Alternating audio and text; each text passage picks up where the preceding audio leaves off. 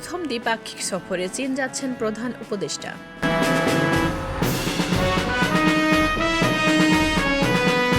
26,000 ton চাল নিয়ে পাকিস্তানি জাহাজ চট্টগ্রামে।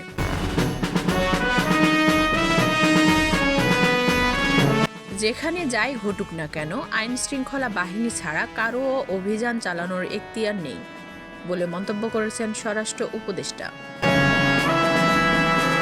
বিরাজমান আইন শৃঙ্খলা পরিস্থিতিতে চলতি বছরে নির্বাচন কঠিন বলে মন্তব্য করেছেন নাহিদ ইসলাম।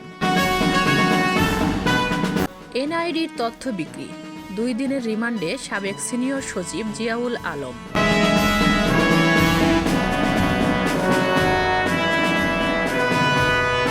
ঢাকা 20 আসনের সাবেক এমপি মালেক 4 দিনের রিমান্ডে।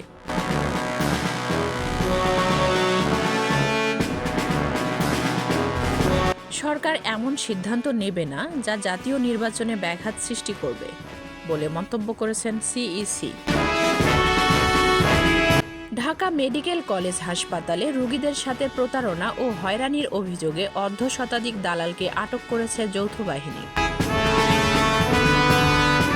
ঘুষ গ্রহণের মামলায় জামিন পেলেন লুৎফুজ্জামান বাবর।